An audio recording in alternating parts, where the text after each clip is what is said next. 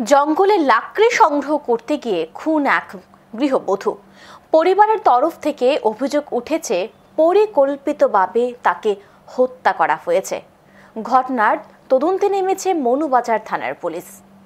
আমরা এই মুহূর্তে একেবারে এই বিষয়ে সরাসরি জানবো সাবরুমের প্রতিনিধি বিজন চক্রবর্তীর কাছ থেকে।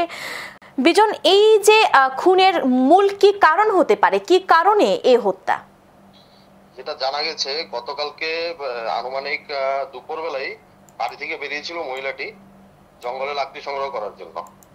তো পরবর্তী সময়ে ওই জায়গায় থেকে না ফেরায় প্রায় বিকাল হয়ে সন্ধ্যা হয়ে যায়। তারপরে পরিবারের লোকজন খোঁজাখুঁজি করে, তো তাকে দেখতে পায় বাড়ি থেকে প্রায় 1 কিলোমিটার দূরে গভীর জঙ্গলে পাশে একটা জুম ক্ষেত রয়েছে, সেখানে তার মৃতদেহ পড়ে রয়েছে।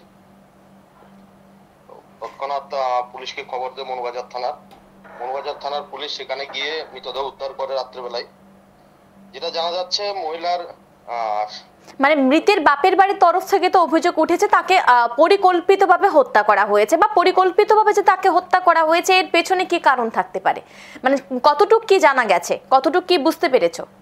সেটা যেটা পরিবারের পক্ষ থেকে অভিযোগ করা হয়েছে যে পাড়ারই একজন ছেলে প্রায় দিনই ওকে ফলো করতো, কোথায় যাচ্ছে কি করছে সেই বিষয়গুলো, এবং তাকে বিভিন্নভাবে বিভিন্ন জায়গায় গেলে ডিস্টার্ব করতো।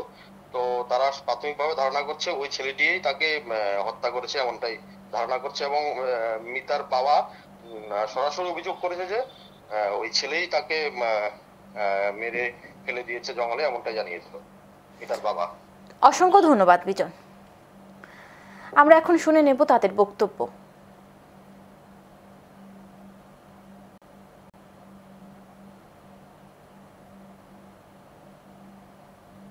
ইনজুরি আছে, গালে ইনজুরি আছে, আর উপরে যে লাকড়ি নিয়ে সেটা বাড়িতে আইতে আসলো, ওইটারও কিছু প্রায় 100 মিটার উপরে টিলার উপরে তার চপ্পল, তারপরে লাকড়ির যেটা দিয়ে আনে তার যে সিস্টেম, ওই লাকড়িগুলিও জমানো ছিল। এখন তদন্ত করা ছাড়া কিছু আমরা বলতে পারছি না। না, এখনো নাই, অ্যারেস্ট নাই।